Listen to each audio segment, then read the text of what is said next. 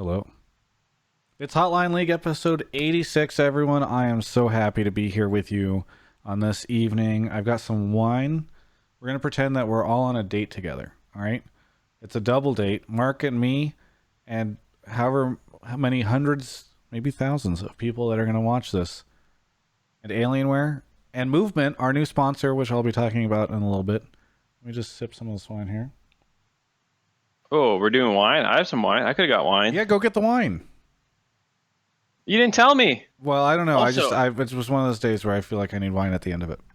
how is it a double date? There's movement, Alienware, you, me, and chat. Who's the straggler? Who's the extra tire in this double date? Who's the spare? Wait, no, it's a double date. You don't have like a third. There's two. Right, but you said you, me, movement, Alienware, and chat. Oh, That's maybe five. Movement and there's a lot of people. As long as we have an odd number of people watching, then it can be a double date, right? Why don't you go get some wine, and I will Why don't you go stall. make some goddamn sense? Hello, everyone. I'm super excited to be here. Wait, Ashley could just sub in. Just have her be the co-host. I see her hair right there. She could just sit down. Ashley, come host the show. Okay, she's gone. Well, there goes the 6-person date. All right. How's it going, everyone? We're filling time. This is a strange way to start the show, but there are some things that we're going to talk about. Obviously, this past weekend was playoffs. We saw a pretty big upset with with TSM and Clutch.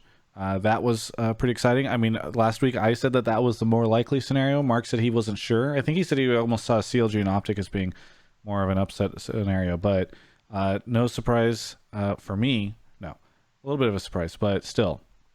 So we'll be talking about that. A lot of TSM calls coming in, I am sure. Mark has his wine. Looks like he's drinking white wine tonight.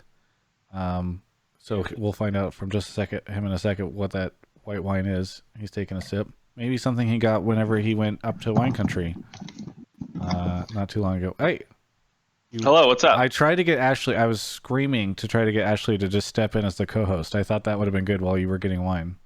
No, she was creeping on something out the window. Oh, okay. Damn. What wine did you get? So I have some Moscato and some port, but I want the Moscato. Okay. Is this from when you went to... No, we're all out of Paso Robles wine. Okay. Well, I guess the port's Paso Robles wine, I should say. I finally watched Sideways the other on the way to China. Good Or movie, on the way huh? back, maybe. I forget which one it was, but I think on the way there. You had told me to watch it, so I did. What'd you think? It was good. Sadly, they neutered it a lot because it was like, the plain version. Oh, yeah. So I think there was a lot of swearing. Like you could tell whenever they had edited or whatever. Like Yeah, I know actually, there's we like didn't see I any. don't want the fucking Merlot line or whatever, but that didn't show up in this. So, oops. Well, then you basically didn't watch the movie. So there was no dude's dick randomly, right?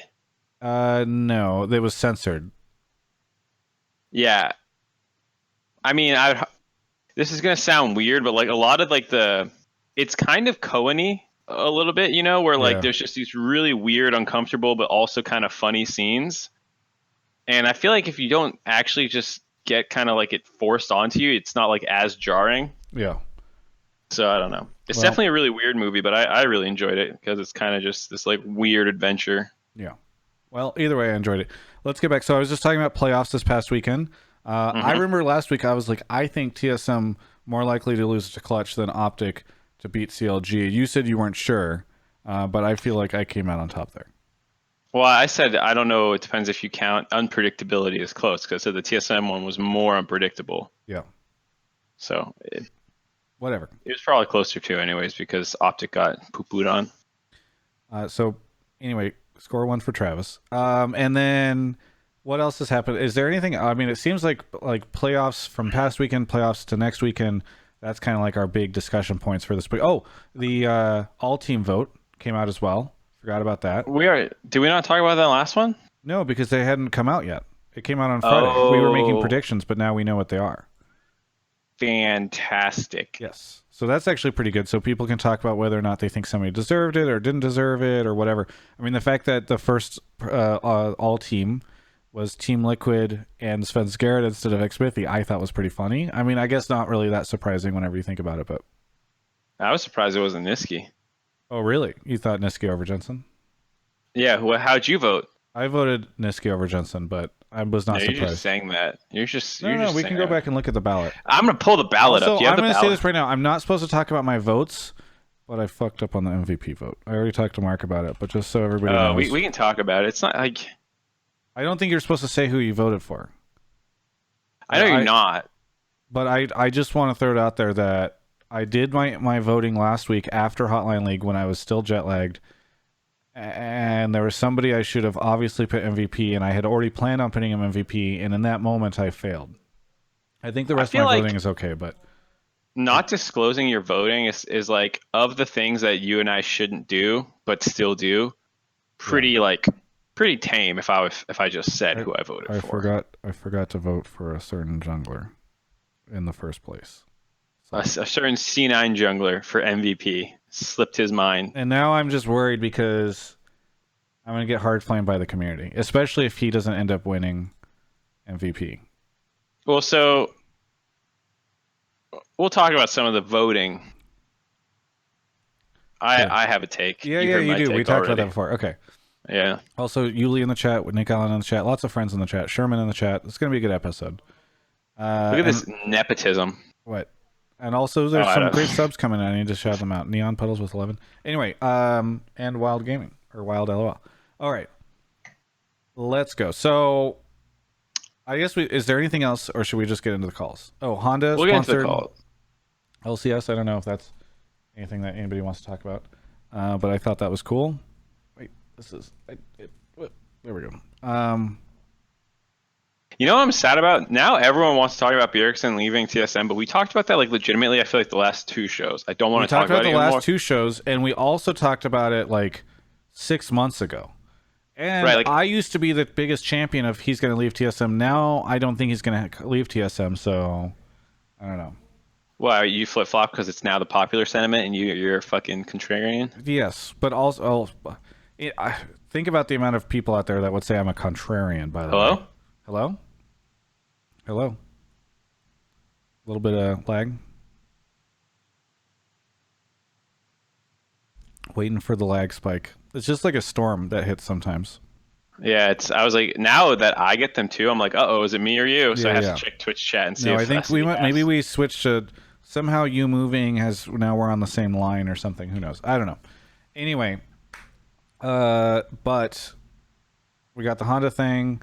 Oh, my DeMonte interview is near the top of the subreddit, and in it he talks about how he feels like he said the quote was something like TSM needs to think about what they did or what they've done, and he said that he thinks that what they did to Acadian was really disrespectful.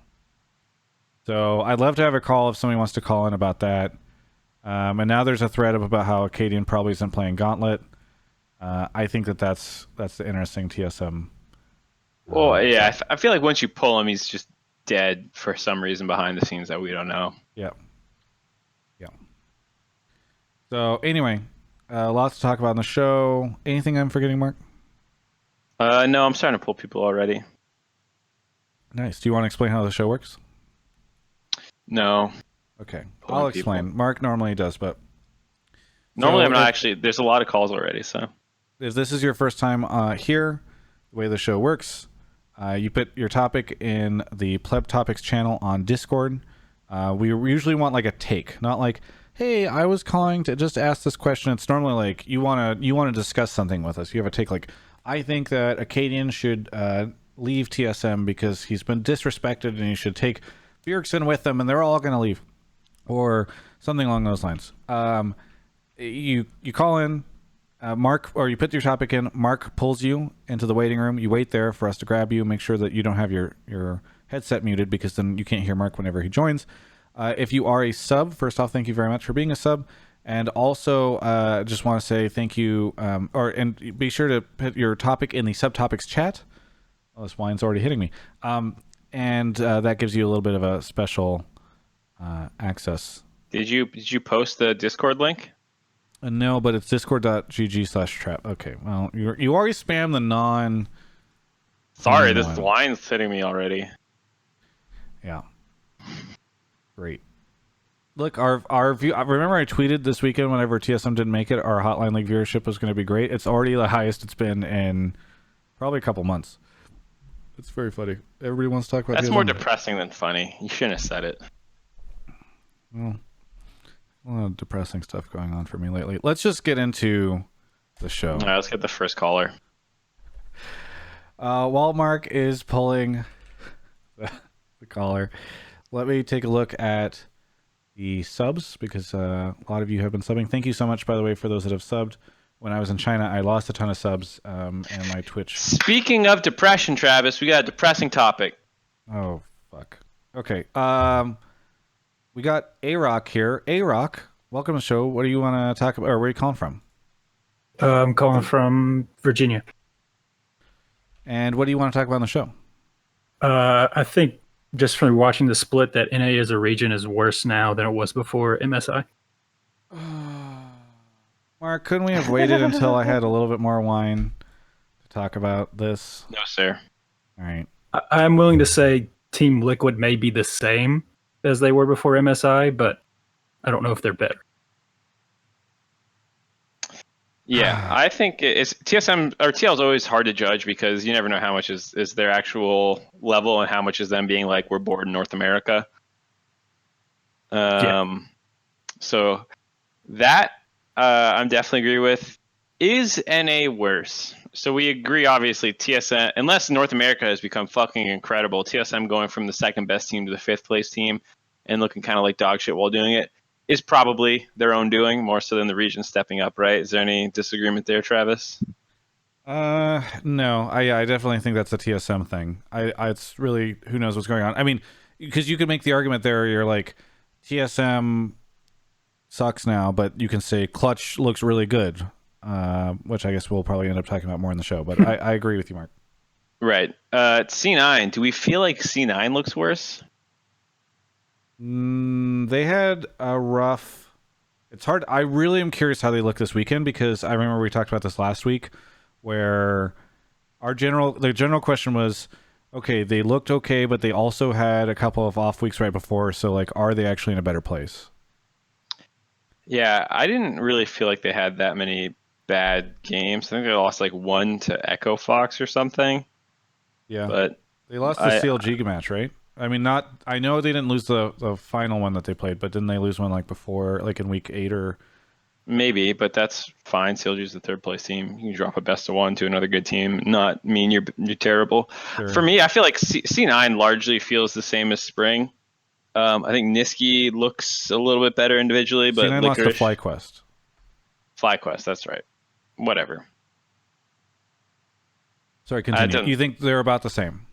I think they're about the same. I think Licorice, whether it's his injury or the time off or whatever, he hasn't looked quite as good as he did. But other than that, I think C9 still looks pretty good. So it's only the third place team that's probably worse than what TSM was in spring. But like you're saying, Clutch stepped up. So is it the point the top three are worse or the region as a whole is completely worse? Hey, Rock, do you think C9's worse? If they are worse, it's not by a lot. But I would agree Niski is a lot better than he was in spring. Okay. So it sounds like you mostly think C9's maybe about the same. So you really only think the region looks worse based off of the third place? Because you said you said Team Liquid's in a good place. Yeah, I think they're basically where they were pre-MSI. And so if it sounds they like you're really only well, worried about our third place team. Yeah, and going into next year, if the region is going to improve at all. But maybe that doesn't matter. Yeah, I wouldn't worry about next year right now. It's mostly about Worlds, right? So I think usually our third place team. Well, actually, I shouldn't say that. Our third place team is generally the one that gets third place to Worlds is usually the Gauntlet team, right? And that's Cloud9, and they usually do very well. But I don't know. I feel like if we send two strong teams, that's generally what a lot of the regions do, right? They send two strong teams. I feel like if we do that, we're okay. Yeah, but the point isn't that we'll be okay. It's that we're worse than spring, which I pretty much agree with. I think CLG doesn't look as good as I thought TSM did last split when they had two strong solo laners, an aggressive jungler, and a relatively competent bot lane. Like I like that team. CLG But do they doesn't look really better than Cloud9 looked last split? No, but they look better than CLG. No, I'm saying does CLG look better than Cloud9? Because remember, TSM made finals. So if we are last split, Yeah, I know, but the point is, if TL is roughly the same and C9 is roughly the same, the only team you need to look at is the new one compared to the old one. Fair enough. Yeah. So I think CLG looks worse than TSM. I think like they don't really have significant weaknesses, but I also don't think they have enough strengths to punch through a top international competition. Yeah. So like they're good enough to beat a lot of North America and push a lot of teams, and they're obviously very good, but I would be worried about their performance on international stage. I think C9 looks better than they did last split. I think that they probably took that TSM spot in terms of strength, and I think TSM dropped down, and I think CLG might have. That's why I was saying how does CLG look for C9 last split, because I feel like CLG might be in that C9 spot. I just don't know if CLG are as good. Like that last week was pretty rough, but then this week they look good. So I don't know. But Optic also didn't look good. So this is a real test for CLG this weekend. Mm-hmm. I think Rune looked better than he had in a little bit, which is nice. I gotta turn my TV off. It's gonna waste power. I don't know. This is gonna be a weird show tonight. A-Rock, so you think we look worse, but it doesn't sound that bad, right? We don't look abysmal. We just seem like we're a little less strong than we were before or in spring. Yeah. Okay. That's basically like my whole point. Yeah. Yeah. Okay. I could deal with that. I mean, I was just really. Mark said this was a depressing topic. The way you threw it at me, I was worried, but I feel like we're still in an okay space. Yeah. For NA, we're in an okay space. Okay. For NA. I don't know if I like that qualifier. Okay. A-Rock, do you have any other final thoughts? No, shout out to Alienware. Thanks for all the sweet content you guys provide, and shout out to Offline TV. They make good content too. Nice. Awesome. Thank you so much, A-Rock. Thanks, guys. Have a good one. All right. Well, that was a sweet and simple one. To move on here into the next caller. We have a couple of subs. Thank you to Salinid Dorking for 18 months, year and a half. Stahil, Laziness, Icy Decay, Ollie1 for a whole year. Roberto, 10 months. Sable Flag at 19. Whoopley at 3 months. I am Nucleus, 17. Real Foxy 1, 21 months. Holy moly. Easy Stay Safe at 3. And looks like we've got our next caller here. Razgriz, welcome to the show. Razgriz, where are you calling from? I'm calling from Sterling, Virginia. Another back-to-back Virginia caller. Welcome to the show. What do you want to talk about on the show tonight? I don't think Ruin should have got third All-Pro team. Oh, okay. I definitely think he's like a 5th or 6th best top laner in the league. 5th or 6th. Okay, so just for context for everybody, we got Impact in 1, Licorice in 2, and then Ruin in 3. Who would you put before him? Impact and probably Huni. I'm not sure. We already have Impact. I'm not sure.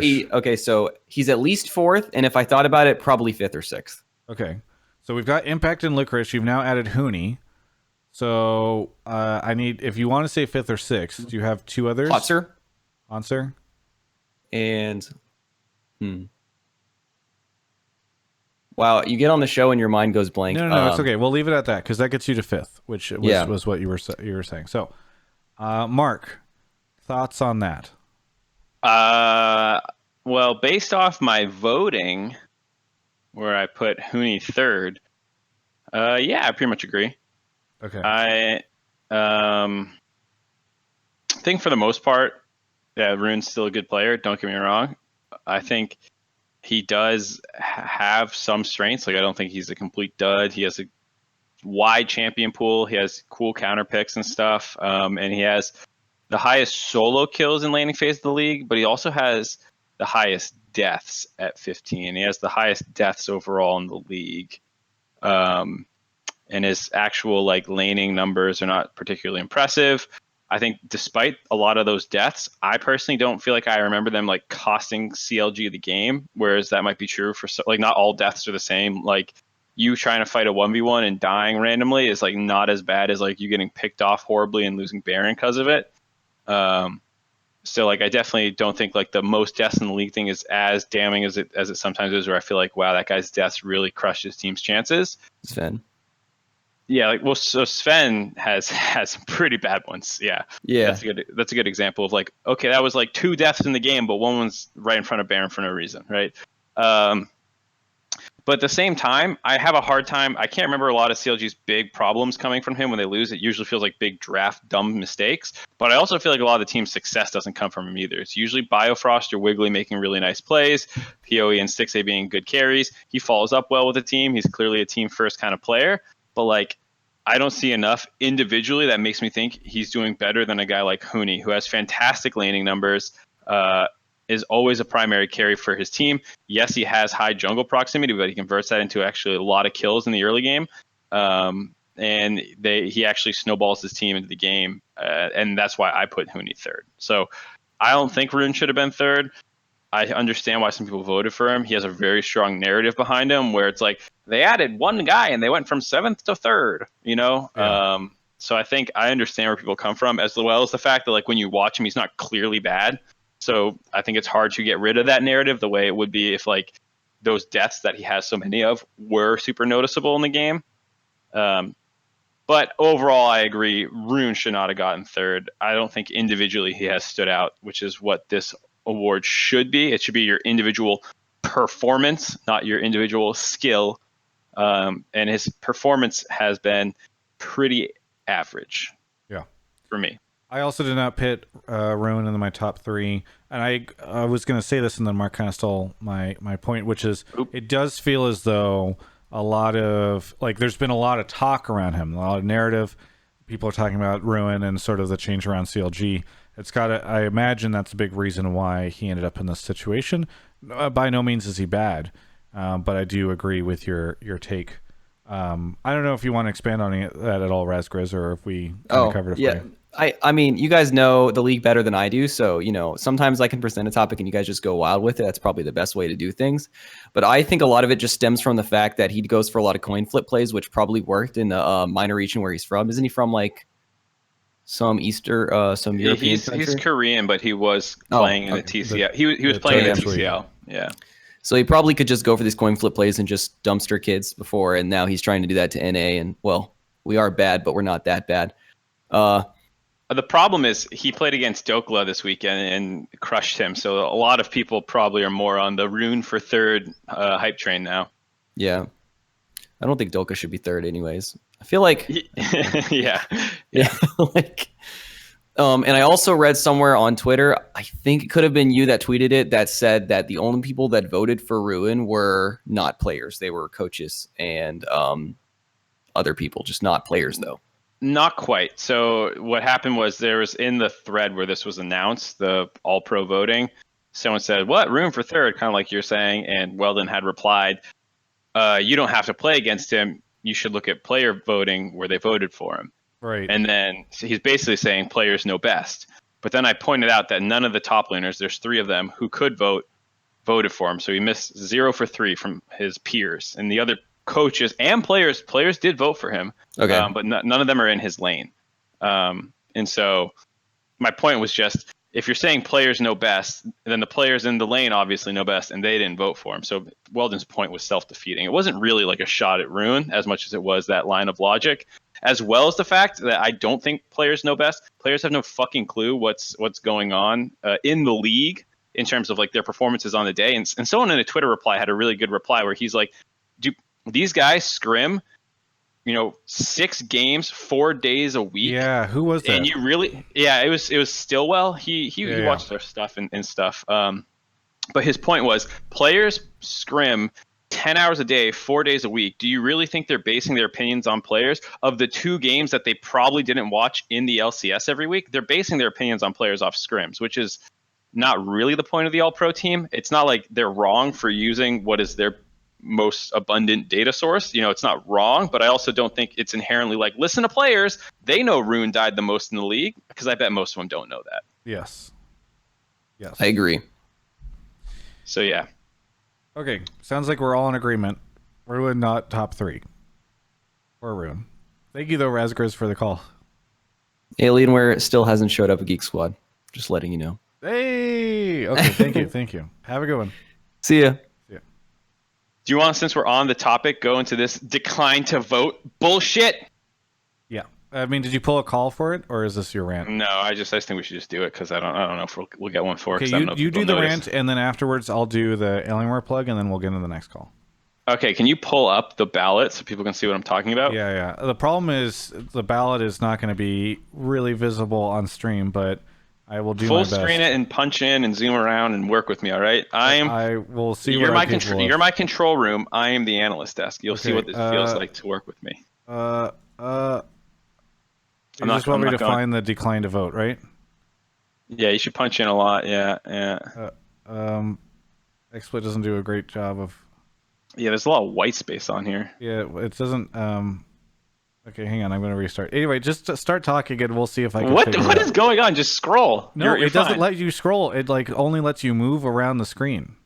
Wow, that's troll as shit. Okay, anyway, so if people remember back in the day, there were a lot of troll votes where people would put like Fabby down. And it was like, what the fuck is this guy doing? He's clearly trolling, right?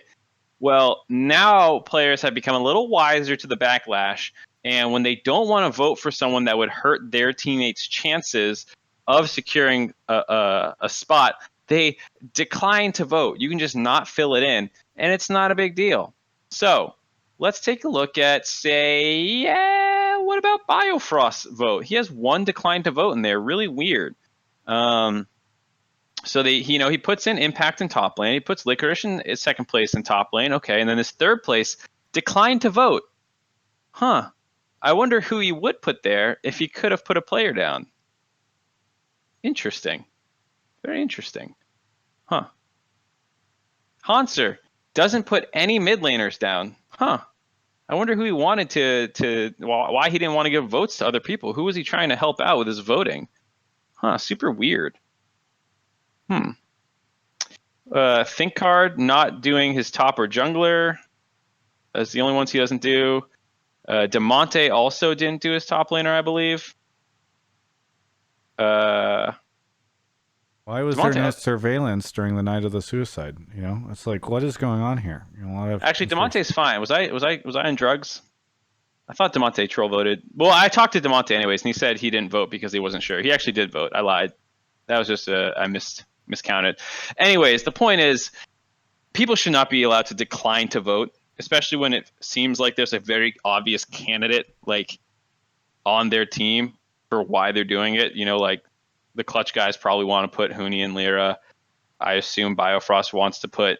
Because you're implying they don't want to give extra points to a competitor, Exactly. to the person on their team, so they decline to vote to deny those people. But the only thing is, if you prevent them from being able to decline to vote, then that means that they will just vote for somebody else, right? Yeah. Yeah. So you can't stop that. You can't like force them to vote for You can't force them to vote in a fair way, but decline to vote is like a super extra cop out. At least like if I see them put down some troll ass shit, you can at least be like, okay, well now they're colluding. But decline to vote just looks so much more innocuous, even though it's as troll as putting Fabby down.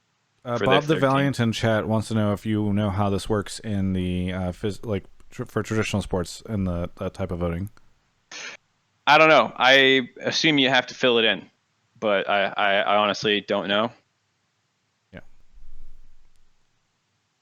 IPS thinks that players shouldn't be allowed to vote.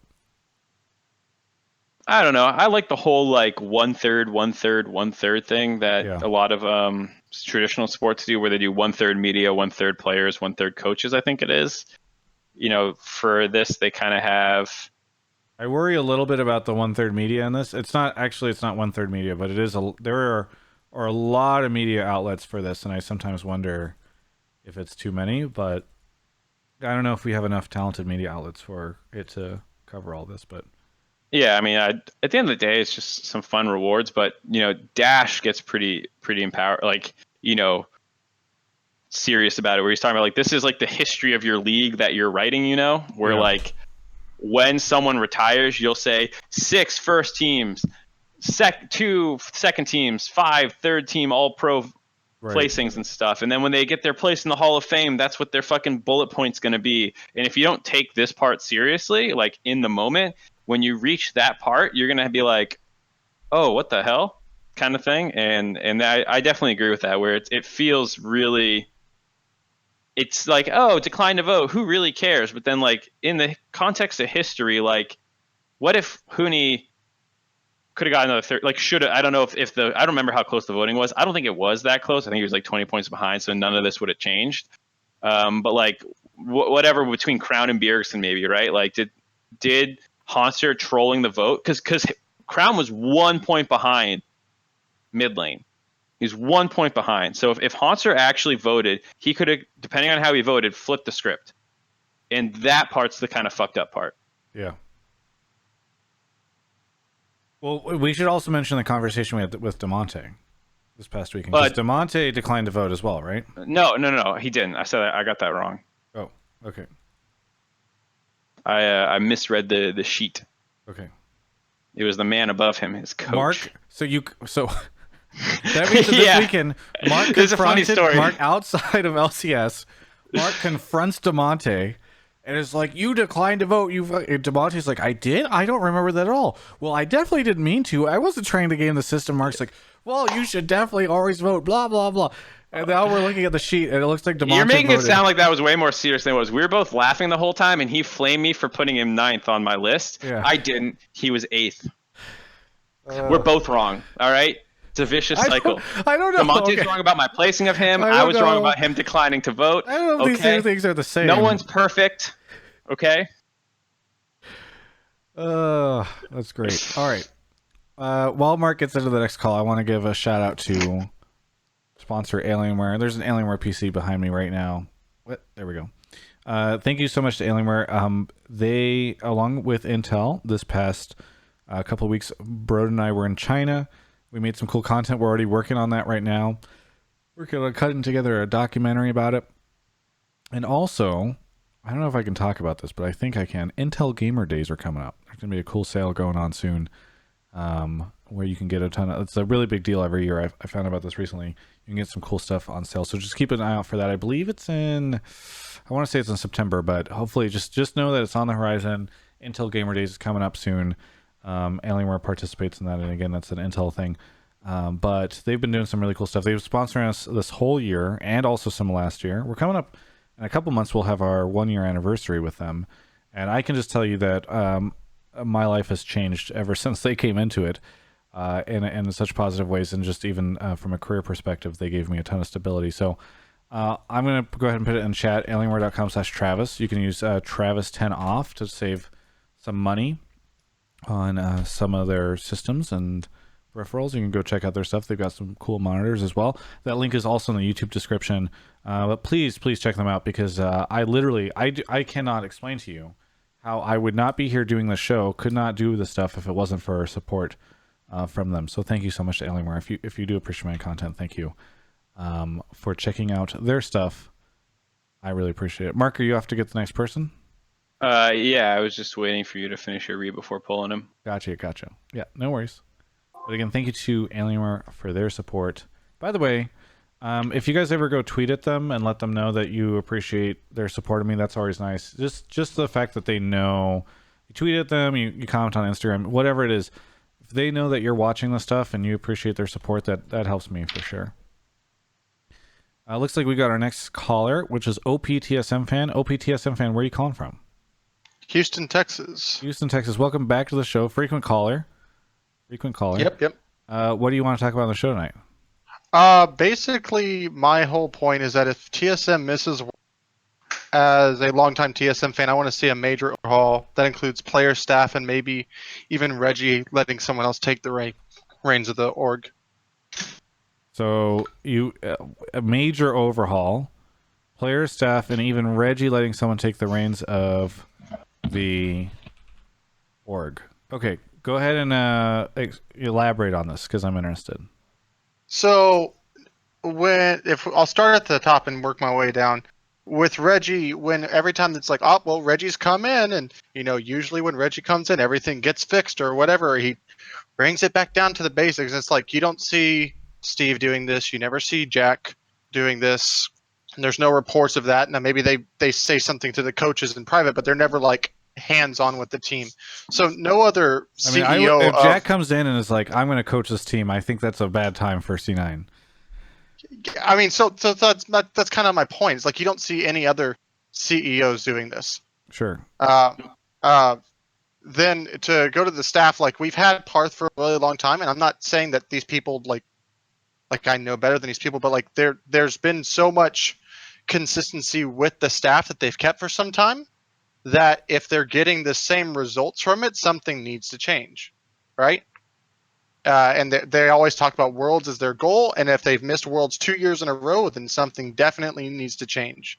From a staff perspective, I'm not saying let's call for Zix's head because he's only been there for a very short time or something like that. I'm just saying that something really needs to change, and that goes down to the players as well. I don't think any contract should be safe. I know Bjergsen's is up at the end of this year.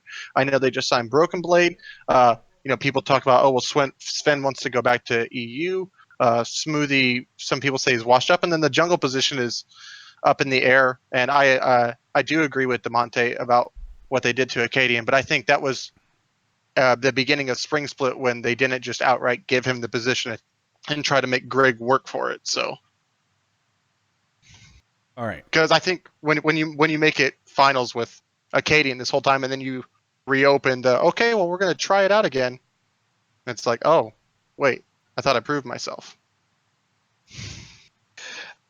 Oh boy. Okay. So this is fun. So one, I wish this is like the call that Parthed out on, where he said you should write an essay or whatever.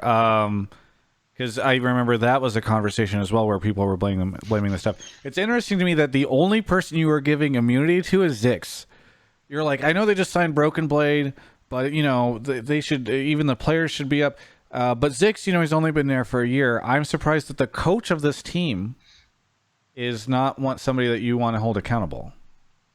It's, okay, so not holding accountable is not something that I think is the way that I'm trying to take it, because obviously there are things that he's in charge of, but I think he's coming to an organization that has a way they like to go about doing things, and the problems that TSM has had have been with this jungle position before he was there as well, whether it was with Song or whether it was when Parth was the coach. They've always had a problem that has been apparent to, many other people on the outside.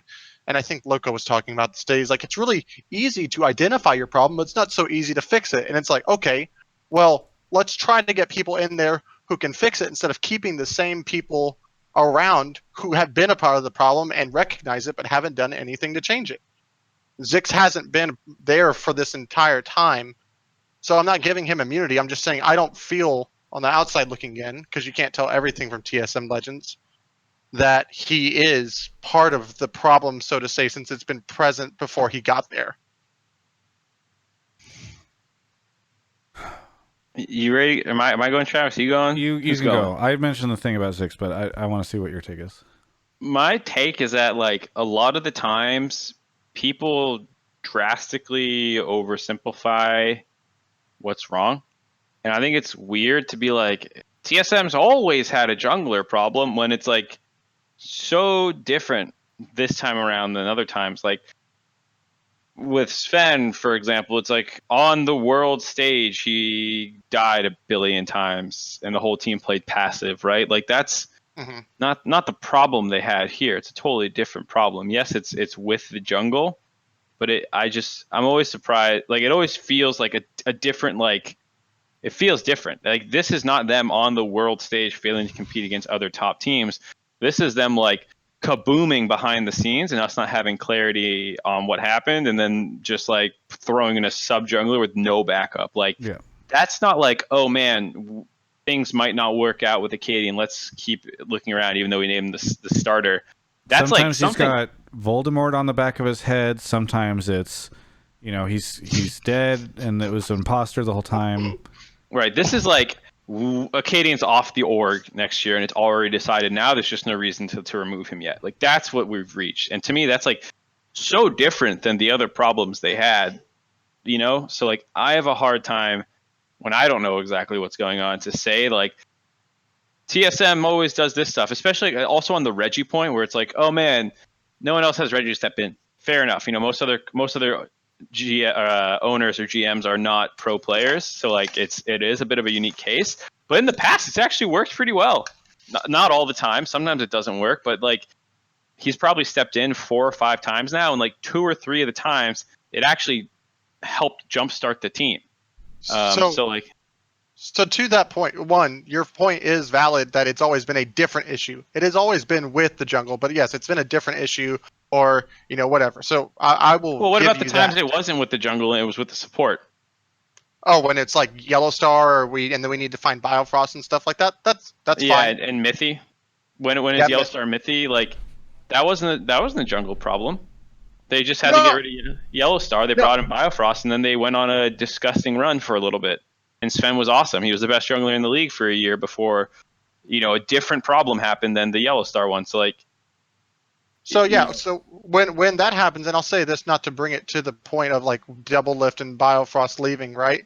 Because that was a managerial decision and everything. But like at that time, it seemed like that was the team to beat, that they had fixed all their problems that people had always claimed that they had always had, whether it was a support problem then, looking for like Kasing, Yellow Star, blah, blah, blah, or that now they had either worked with Sven on his being too aggressive while everyone else is passive. But with the whole Reggie point about him coming in and it worked, that's great. But I feel like that was more of a stopgap to like try to get instant results as opposed to seeing the core problem that was probably plaguing the team and the chat. And then he tries to do it in the off season and then it doesn't happen. And he'd come back and say, hey, it's not working. I got to step in again. Like if you're having to step in multiple times after the decisions you've made, I don't think that necessarily shows like either good faith in the staff that you have, or that you're kind of owning up to that, okay, I didn't hire the right people to come in, so I'm having to come in now. fair, So- right? But it's different every time. Is my point. It's not like TSM does have problems. They're not like the perfect team, but like this is like starting to become a new low after last year. And like a lot of people said, there's also the whole Mike Young situation. It wasn't just Mithy, so I don't want to just throw shade at Mithy for no reason. I'm just saying that they've had problems with support players and have had to remove support players. I don't think I want to say it was all on Mithy or anything like that, but That's fair. I was just clarifying something I don't think I made a good point about. But I still would say, like, while the problems with TSM exist, I don't like when we retcon history to be like, this is just like all those other times, where it's like, I don't think it's just like all those other times. This is one of the few times that I think they basically did what, it's closer than anything in TSM's history?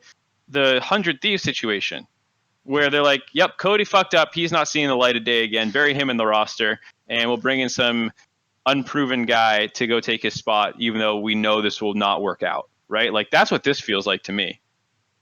So, Which is not like anything that TSM has ever done before. because we're looking at this in the context of TSM's history over all these years, I have an opposite perspective. I think we're coming at this from like the TSM perspective. What about if TSM stayed the same from a like infrastructure standpoint, but now the competition is much more fierce and they are no longer able to be at the top or maybe even the top 3 because of it? Good example, Team Liquid was the team that always got 4th. Then Steve raised a ton of money, got Peter, which, again, props to Reggie for giving him up, built this all-star team, right? Like, that is, nobody was spending that level of money and being able to build like these types of super teams before last year. And 100 Thieves, who also went to Worlds last year, did something similar, right? Obviously that fluked out this year, but 2 of the teams last year were spending significantly more than TSM and were able to make it to Worlds. And then I think Cloud9, I think you can argue, and I'm Mark, maybe shut me down if I'm an idiot about this, but that Cloud9 over time has figured out how to build a really successful roster from a bunch of rookies, and that's like their specific skill set, right? If like Steve's skill set is writing checks, Cloud9's skill set is with Reaper or whoever, like building up like these amazing rosters with native talent and all that stuff. And TSM has never been able to figure out either of these like advantages, and they've lost the advantage they previously had, which was like their ability to leverage their brand to get like the best talent in North America. So I actually don't even necessarily I wouldn't even argue that like TSM has all these problems that have just been like, I would just say like it's actually the rest of the league that has gotten better. I want to chime in and say I disagree with that entirely because one, I mean, to the C9 point, yeah, I agree. Mark's talked about it to where like C9, the way they do it is like they play to the rookie's strengths and then like they lift him up and they make the team work around it. As where like other teams like TSM will say, oh, we're going to bring in this rookie and you have to play our style, blah blah blah, and this is the way we're going to do it. But like Reggie let go of Double Lift and Biofrost. And to be fair, I was one of the people who was okay with it because I was like, okay, I understand what they're trying to do. They're going to bring in Sven and Mithy and it's going to work. But when you're the one that made the fault to make the rest of the league better to where Steve can write those checks, that's a fault on you. It's not that he just spent money and got the, got more people because he could spend more money. He got the right people, and that's on Reggie and TSM. Yeah. So that's their fault. Right there. He would have never been able to write that check for Peter if he would have just kept Peter. Right, and I guess this is I kind of agree with both of what you're saying. Like, I do think the rest of the league probably somewhere in the middle, right?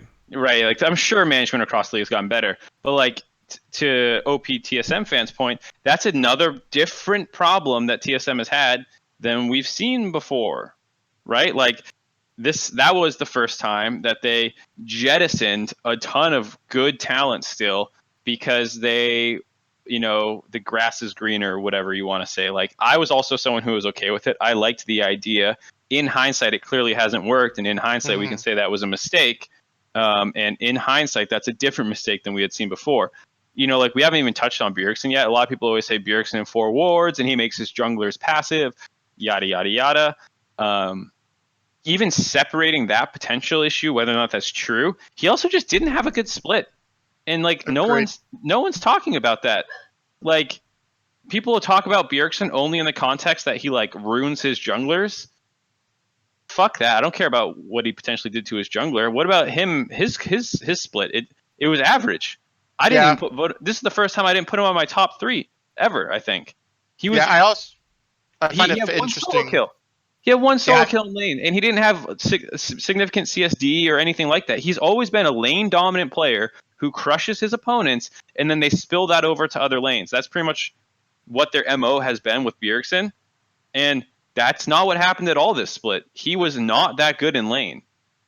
Yeah, and then And also we look like at Broken Blade and Bjergsen be like these mechanical gods who play like these high like playmaking skill champs, and then you see people like G2 or other teams in the LPL doing these like assassin champs, and even in the Clutch series they had Kiana priority, but for some reason Bjergsen and TSM had no Kiana priority. It's one of the great champs that you can make a lot of outplays on, and you're not using your best, players with Bjergsen or even Broken Blade in the top lane, who's supposed to be like very mechanically skilled but raw in the top lane. So it's just not playing to their strengths. Bjergsen did have a really, really down year.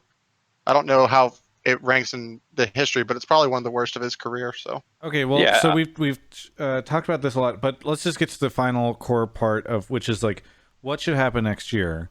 So Mark, Sure. OPTSM fan, is saying if they don't make it to Worlds, like fucking think about blowing up everything, or at least everything is on the table other than Ziggs for whatever reason. So what is your take on that? I mean, I'm down for the burn it all method, sure. I don't know what Zix's role was and what happened with. I still don't even know what really happened with the Canadian, so it's kind of hard to speculate. But I don't think anyone should get a free pass. Yeah, and I'm not giving Ziggs a free pass, by the way, Travis. Just to say, I know I'm teasing. Thanks. Yeah, I'm saying just look at everyone, and I think Broken Blade had an up and down year. I think Bjergsen had an up and down year. I think he was really fucking good in spring. I don't think his whole year was bad or anything like that. I think they should. Yeah, I don't know. It's one of those things where it's like on paper, how many upgrades can you really find easily? I don't think there's any easy solutions where it's do you think Reggie should be considering whether or not, like we're saying, every LPTSM fan said everyone. Does that include Soren? Sure, why not? I mean, I don't know who you're going to find that's better, which is always why this becomes such a hard thing to talk about. Yeah. But I mean, sometimes changes of scenery are good. I mean, the interesting thing about this, because I was just thinking about it as you were talking about like who on that roster you would consider safe. People like Broken Blade had a pretty strong spring, but it doesn't feel like people feel really strongly about him for summer. Nope. Obviously, their jungler situation was a shit show. Bjergsen played, according to you, average. Sven is probably going back to Europe, is like what everyone seems to assume. And Smoothie also didn't really feel like a powerhouse this split. So it actually, like, it's funny because everybody thinks about it in terms of like, well, it's TSM. It's TSM, right? Like, this has got to be TSM. But then you look at their roster and it's like, what if this roster was like a clutch roster or a optic roster? Would people be feeling as strongly about their chances if it, like, how much of the TSM brand is what's carrying this? Well, I think it's also sometimes the other way around. Like second in spring, fifth in summer, with a chance to fight in Gauntlet to make Worlds, and they still honestly have a reasonable shot. Second spring right? is a really good argument. That's true. Right. So like, if let's say you remove the TSM name, and this is a Clutch Gaming, you're like, hey, not fucking bad, dude. Yeah, they Good got job. second. They barely got second. You know, yeah, that's a good point. Yeah, they almost won in spring. They were one game away. This went Yeah. to full 5 games. You know, like if you remove the TSM name, it also is you don't have such high expectations of them, and you're just like, not a bad little year, guys. Yeah. Now, obviously, a team with Bjergsen shouldn't have those expectations in my mind, but like that's also in my mind. You know, like Yeah. everyone but like this would be like if this was CLG's entire year, I think we'd honestly be like, hey, good bounce back year, CLG. Way to go, Weldon and the guys and everything. Yeah. After Yeah, missing playoffs all last year. Before we leave, the only thing I'll say is that if they do like revamp the whole entire roster 2 or 3 years from now, I'm not going to come back and be like, oh, well, they shouldn't have done that because now 100 Thieves has Bjergsen or whatever. And then it's the same thing with the double. If it's like, I feel like this would be the time where you have to do it because something, in my opinion, just needs to change. I am very, so, you know, we don't know. They might still go to Worlds, but I do wonder if the glory days of TSM are over, which would be crazy to think about, right? If their dynasty is just completely dead. What if they don't if they don't go to Worlds for another like 2 years or 3 years, you know? That's a great title for your YouTube. The dynasty is dead. You don't have to wonder about that. They missed 2 finals in a row and missed Worlds last year. The dynasty died in 2018. Sure. I just mean like if they went from the guaranteed world, like if they go to Worlds this year and next year and the year after, you can say that last year was a fluke, right? But if they don't make Worlds again for several years, what does that mean? You know, I mean, this is the team, by the way, that like at one point in time, the majority of League fans were fans of. It would just be fascinating, right, to see that change, you know, and who fills that spot, and I don't know. Play Nelly Furtado, all good things end. Well, I can't because I'll get or Kansas Dust in the Wind. Content ID'd on YouTube. OPTSM fan, do you have any final thoughts as we say goodbye? No, thank y'all very much. Shout out to Alien for keeping this going on offline TV. Mark, Travis, y'all are great. Thank you so much. Have a good one. All right, moving on to the next caller. Let's see, we got where were we? Real Foxy 1 for 21 months. Easy Stay Safe. Neon Puddles for 11 months. Diane Ilrea for 7. Thank you. Wild LOL 9 months in a row. Ooh, we're breaking out the wine tonight. Pinkies up, boys. B-Ball Great. Raph. Nihilist Gamer. Hollow Moon 1. Snarf 051. Jack Shaftwell. Lieutenant Shiny Sides and Big Deuce 22. Sally Czar for 5 months. Voyu 120. The Barkham for Ateo Rachel. Oh, Rachel's here. 16 months in a row. Holy moly. And NA Alistar for 1 whole year, 12 months. SOTL face. D-Strike, Muzak for 12. And Legion ADC for 12. A bunch of people hit 1 year. And normally I stop by this point in time, but Mark is still not back. So humor me here. Merchant of Soul for 5. Solvark for 8. Ateo Brienne for 16 months. They're tied up. And we got Tom Shu here. Tom Shu returning the show. Frequent caller. Where are you calling from, Tom? Hey guys, what's going on? Colin from Washington, D.C. Washington, D.C. Whereabouts in Washington, D.C.? Washington D.C. Okay. Well, you know, I didn't know if there were like, are there It's pretty much quarters? Or are there pretty like, much how do one they city. divide up that district? That's actually a good question. Actually, I'm only here temporarily. I'm Oh, probably okay, going okay. back home like next week. So Okay, fair enough. I need an Yeah, that's address and a about zip code. No. No. Why don't you tell me what you want to talk about tonight? all right. I just my topic was now that DeMonte is finally knocked off Bjergsen, presumably one of our best EU mid laners. I think this is finally put to rest probably the biggest doubt on NA is that NA just is incapable of developing talent. See, now that DeMonte is actually good, it's like can we put this argument to rest? And so can all like the EU fans like press Alt F4 on their keyboards and just like make it so like we don't have to talk about this anymore? Because now I think we've established that with the right, even though our server is small, I think we've established that we have the ability to train and develop players with the right amount of practice and scrim time, that we can get someone that's good to come up and Okay. compete with the best of them. Where's DeMonte in the all teams? In the all teams, Yeah. are you talking regular season or including this? No, I just mean The all like we teams just only include regular season. yeah, so the yeah, all it has to team be all regular teams season. just hit, and he's not in the top 3. I mean, that's fair. I mean, he did have his struggles during the split, but like I said, it takes some time. It takes time for players to pick up. And also, Pobelter won back-to-back splits last year as an NA mid laner. I mean, Pobelter's like washed up, so we don't talk about that. I'm just All right, I'm let's- just saying, like, it's hard for me right now to hear you say like DeMonte did it. He did it. He fucking broke the glass ceiling for NA mid laners, and then like there like one, he's not in the top 3 for this split. 2, Pobelter has like a far stronger legacy. Obviously, this year was not great for him, but like it's hard for All me right. to like, I'm not saying anything against DeMonte. It's just like all the arguments that you're making do not necessarily seem to be hitting me, because I just feel like there are pretty good examples of an NA mid laner performing better than this, and also I don't think DeMonte has really like nailed it this split. All right. Let's slow down. Okay, yeah, let's slow down because we've actually had like for starters, like Pobelter's team like just overall lacks firepower. Like honestly, just because like Santorin basically underperformed the entire split, you can't really place the entire blame of FlyQuest not succeeding on Pobelter. And as for DeMonte's point, even if you, like I said, it takes time for players to ramp up sometime, and because you're taking the time to let him perform like through the ups and downs, now you're getting performances like in the quarterfinals where he's actually stepping up and showing what he can do. Hey, I think DeMonte's had a great split. A great end of split. Of course, And you a can great struggle end of split. early split. Yeah, But like I said, So- synergy takes time to build. for sure. So, you're talking about you don't want to hear EU fans talking about European mids and stuff, but can you tell me how many mid laners in semifinals are European? How many mid laners are in playoffs are European? It actually only let's goes up by see. 1. But let's just stick with semis, Travis. Dude, it's one more than we had. Trust me.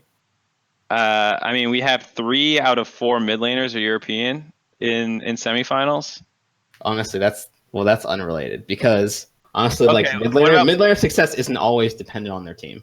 Oh, for sure, dude. But let's take a look at So, and so this like also goes to playoff my next imports, point. mid This laners. also So like, goes to my next point if about I just play the North odds? American mid lane talent not getting opportunities. And I'm sure you guys already listened to my my rant about Yasui the last hotline league, right? mm-hmm. Because how these guys like Yasui and Ablaze Olive and Talonflox, Golden Glue, people like that don't ever get chances in this league because of the meme.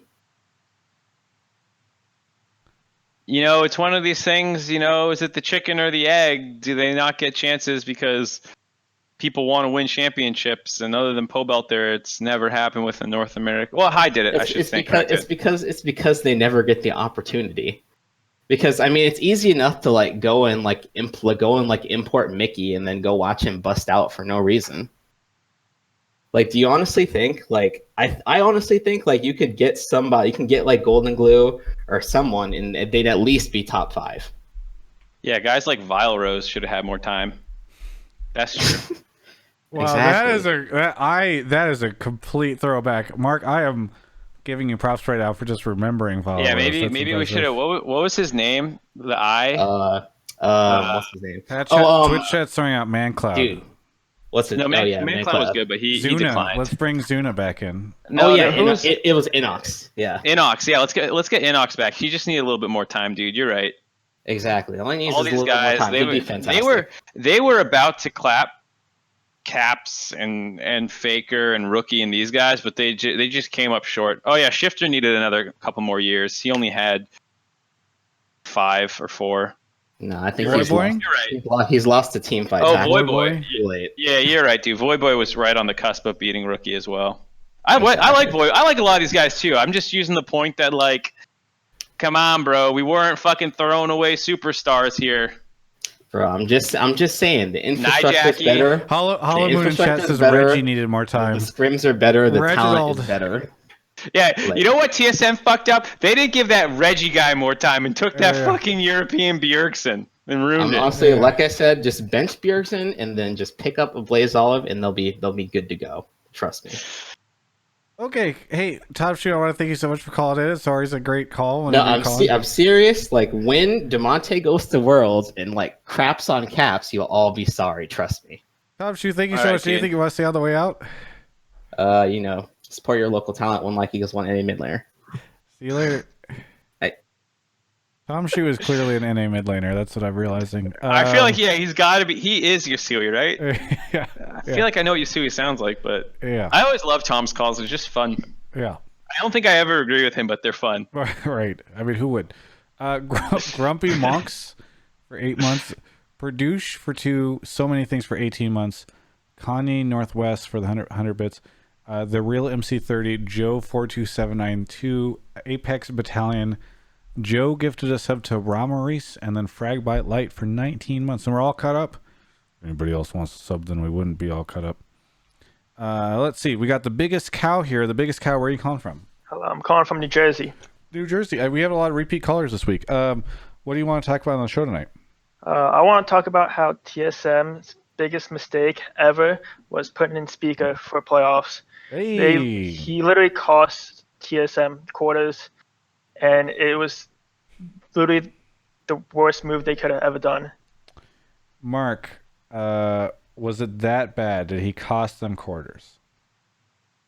No, I don't think so. I don't think he was good, and he might have cost them game 1. I think that one is arguable that he missed enough important Sejuani ganks and plays that got turned around that maybe it had enough of a knock-on effect that they lost that game, and then maybe it's a 5-game series.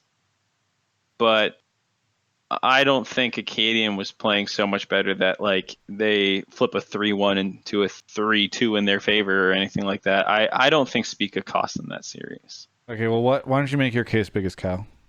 Well, I agree with that. Acadian and Spica in the early game, they're like relatively similar. But I was looking at later on, like when they're team fighting, I feel like Spica forced a lot of fights that weren't good for TSM.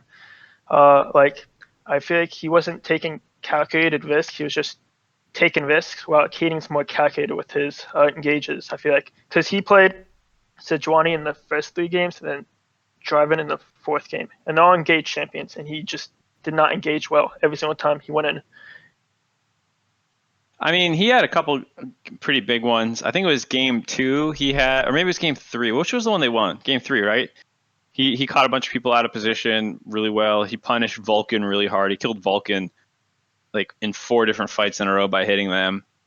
And like I agree, he missed some plays. I was Amazing was on the desk, and he had a really good point about how Spica was playing and kind of why they were what he thinks was happening, where like they didn't like how Acadian was playing or whatever happened behind the scenes. They get rid of him. They bring in Spica, and they're basically like, hey, dude, we know you don't have much of a chance, but we'll just do what we tell you and you'll be fine. And he only played to his like priority lanes for the most part and kind of followed the win conditions.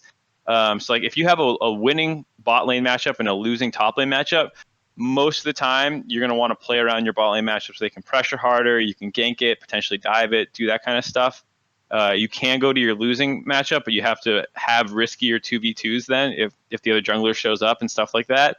And he was saying, in Amazing's opinion, that it felt like he was just listening to what TSM wanted to do, and that was mostly pretty obvious stuff.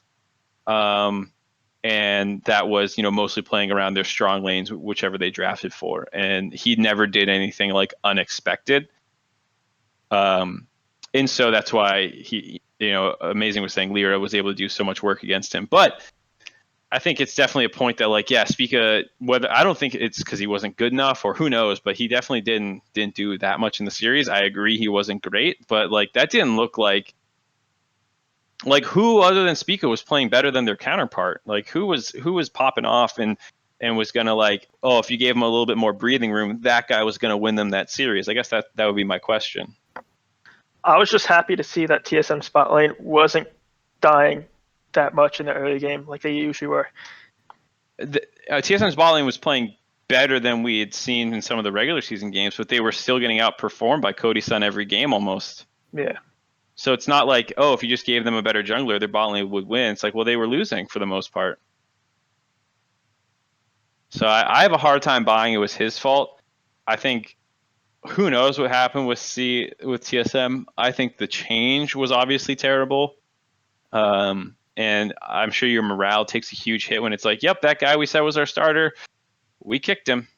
Yeah, I'm with you there. Like the overall change might have done it, but I don't think to put the blame on Spica is quite right. If you were watching TSM's Legends, Sven just looks like he's already down in dumps. Like he gave up all hope, and then right before playoffs, putting Spica, a rookie, I feel like at that point, from Sven's perspective, you just kind of give up.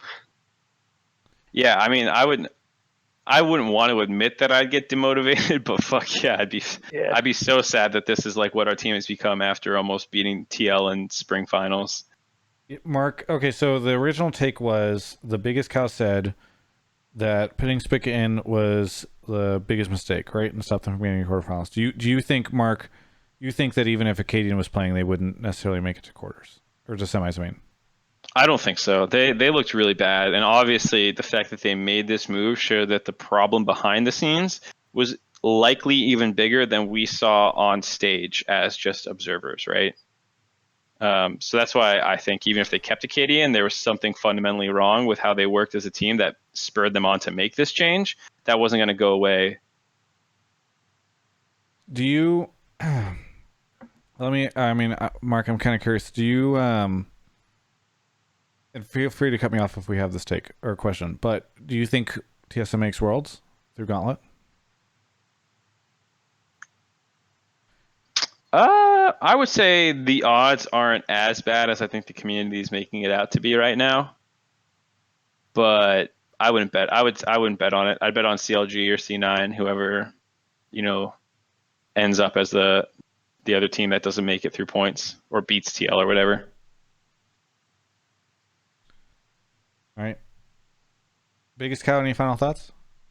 Yeah, I agree with Mark on that. Basically, if the Gauntlet was next week, TSM would have no hope. But since they have 3 or 4 weeks, something like that. Yep. I don't know how long. It's 3. Maybe they can get the act together.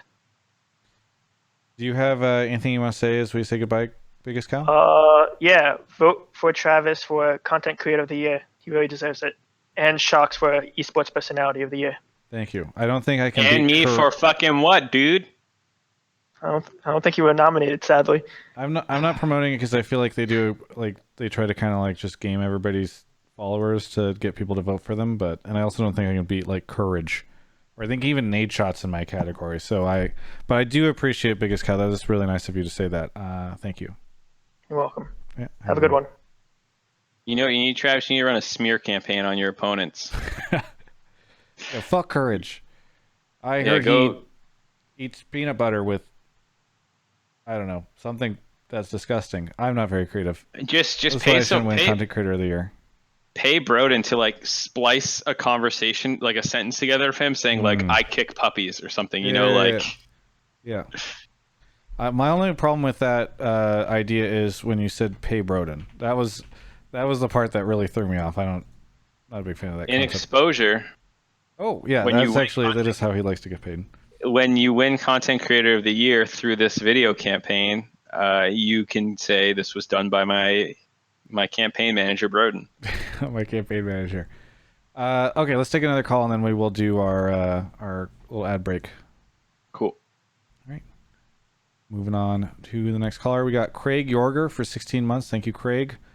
And Zing Blob for 2 months. Anybody else want to sub? I'll shout you out right now. Wait, we got Azel. I have to be very careful with that. Azel is here. Azel, where are you calling from? Yep, hello, good afternoon. Where are you calling from? Good afternoon. Yeah, afternoon.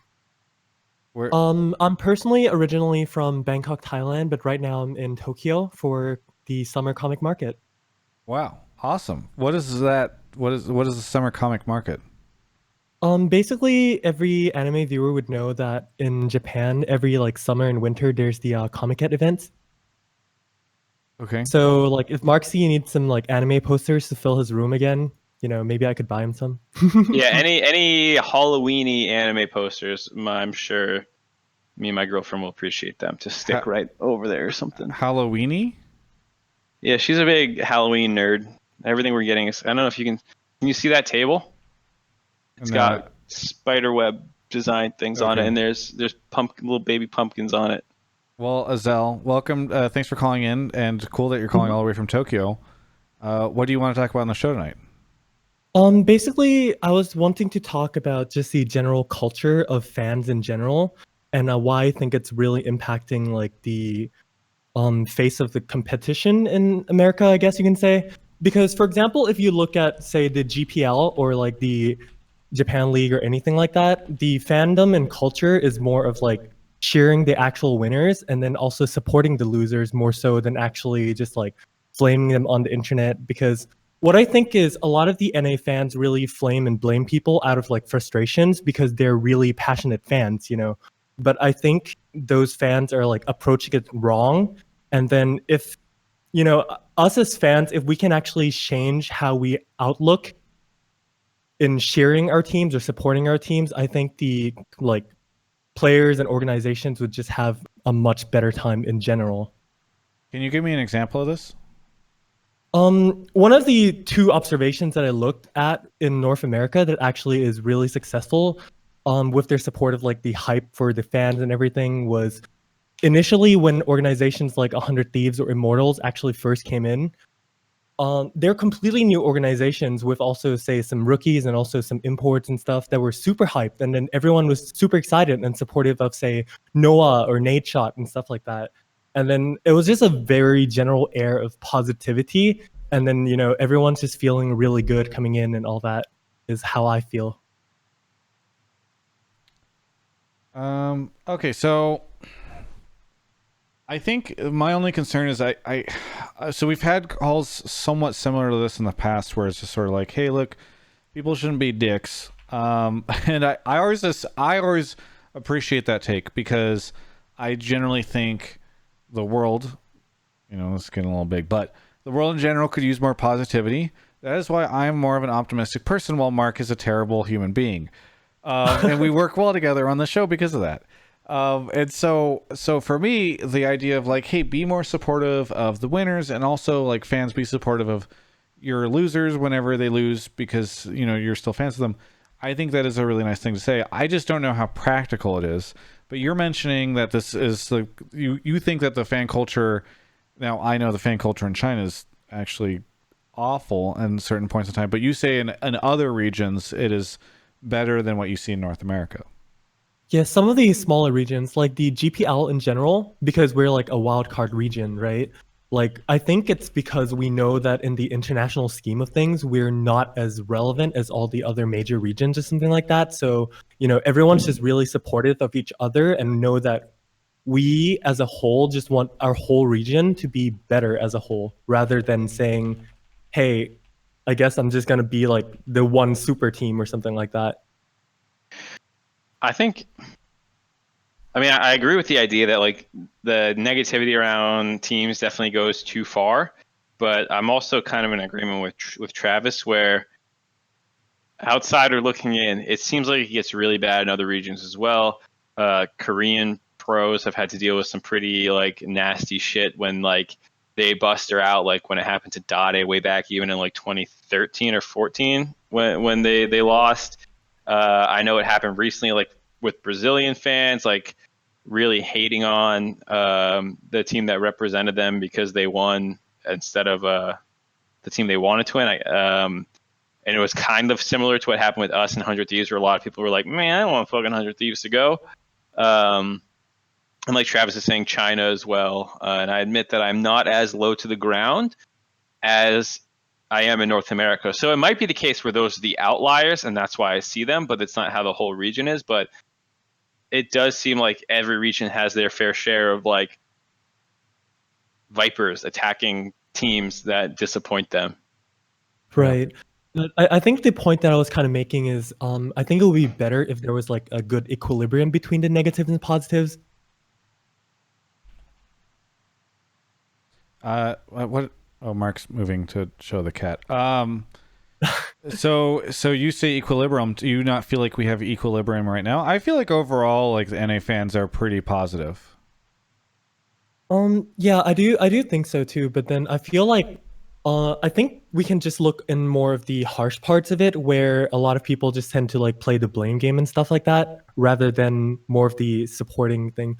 Either that or just the media is kind of more highlighting towards the bad things rather than the more positive things, so to say. The media? Media is in like I don't mean like press like for example you or so, but just general say Twitter, Reddit, and things like that. General fans. Yeah, I don't know. I feel like Okay, I Mike. definitely see more of it on Reddit for NA than EU. Like when TSM busters out in playoffs, like people fucking shit on them super hard. But I feel like the TSM thing is an exception because they're TSM. Right. I mean, like I don't G2 disagree. had their period where it was like Vacation. G2 vacation and G2 and 8 or whatever. But it did feel a little less vitriolic than it did when it was like kill Parth, kill Sven, TSM let me down. Yeah, it definitely does go to the ugly part sometimes. I've seen a lot of that as well. Yeah. Well, look, I mean, if the overall take is I'd like to see more positivity, I can't disagree with you on that. I don't think that we've had anything that's been overtly negative lately. And I think Oh, it's been oftentimes better for sure. and I think oftentimes lately I feel like people have been flaming the front office more than like the more than the players, right? Like a lot of people are blaming management or owners or coaches or whatever. But I don't know. Maybe I've not been spending as much time on Reddit recently because I just need to not feel like my brain is melting, and so I think that that's possibly part of it. I don't know. Mark, any thoughts as we wrap this up? No. All right. Azelle, thank you so much for the call. Anything you want to say on the way out? Actually, I just wanted to expand on your point a little bit where you say that people are generally blaming the organizations and stuff. Yeah. I just wanted to have your take on how justified it is to be able to like say from an outsider like us, like viewers and stuff, how do we eventually like judge all these organizations and owners and stuff when we don't even know the entire inner workings of their organizations? Or is it even fair to judge it like that? Honestly, I think you do whatever you want. Is the way that I would put it, right? If you feel as though it is, in my opinion, the onus is on the organization to accurately communicate to you why they are making the decisions, to apologize appropriately, and to make you feel as though they care. And that is part of the reason why I was very critical of 100T last year at Worlds, because I feel like they failed that.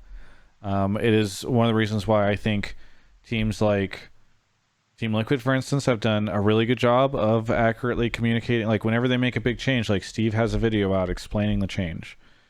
So like transparency would be a very important thing then, in your opinion. So I think however you feel about an organization is the appropriate way to feel about the organization, because they have made decisions that have led you to that path. Now, obviously, there are some people that will go way too crazy on it, or I'm not saying, but if you feel like an organization has let you down, they probably either did let you down or didn't communicate enough of the context to make you understand.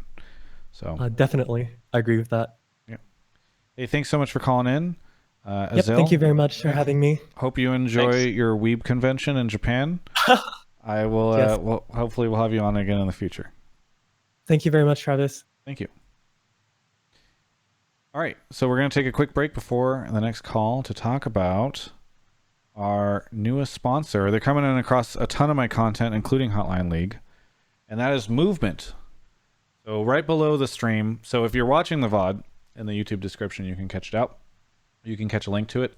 But actually, if everyone could do me a favor right now and just check this out, I'd love to see just a ton of people go take a look at their stuff. And you can kind of follow along as I'm talking about this. But if you're on the stream right now, below the stream, there is a link to a logo that says Movement, MVMT. And you can click over, and I'll go ahead and put that link in the description as well. So they are a company based out of Los Angeles, which I love. It's really cool that I get to work with a company in LA.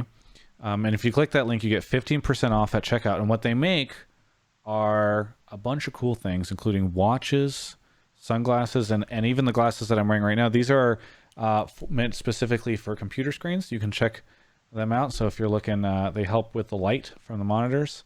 But I've also been, for the past month, more than a month, I've been wearing this watch that they sent me, which is really cool. It's kind of cool. They sent me a bunch of stuff before, whenever we were just exploring the idea of the sponsorship, to make sure that I liked it. And I actually really do like their stuff. I've also, if you've been watching my interviews, been wearing these sunglasses for quite some time, which I really enjoy. I think they're quite stylish. And I think one of the things I enjoy about them, besides the fact they're in LA and they seem to make quality products, also the fact that they have affordable stuff, So normally you think, oh, I'm going to go buy a watch, really expensive, They have a variety of different price points, some really cool stuff on their site. Go check them out. Go check out their sunglasses. Go check out their computer glasses. And do me a favor, and if you do like anything over there, make sure you use the link. It'll give you 15% off, and then you can buy something. And then it's cool because they know that you bought that because you were checking that stuff out. I even see, by the way, they have some jewelry up on the site. I think that's a new addition as well. So anyway, based out of LA, designed here, really cool stuff. I'm going to do some more with them, maybe visit their office soon with Brodin and kind of take a tour. But they're going to be around at least for the next couple of months, hopefully for longer. And I just want to say thank you to Movement for coming in. Hopefully you guys enjoy their stuff. Go ahead and take a look. And yes, lost in the sauce indeed, as DeMonte would say. No, their stuff is really cool. We're going to see, by the way, if we can get Mark a couple things too. So anyway, thanks to Movement for coming in, sponsoring the show, and so much of the other content that I make as well. Moving on to the next caller. Mark, you're muted. Mark, you're still muted. Oh, he's in the other call. Damn it. I thought he was talking to me. Well, now I just look like I've got... We're not going to tell Mark that this happened, right? Because he didn't see it, so I think we're okay. Right? Puppy donated $4.20 and says, which one of you is daddy and which one of you is baby? I'm baby. Frosty is here. Frosty, what do you want to... Or where are you calling from on the right now? Morning, Travis. Great to be back on the show. Calling from Cape Town, South Africa.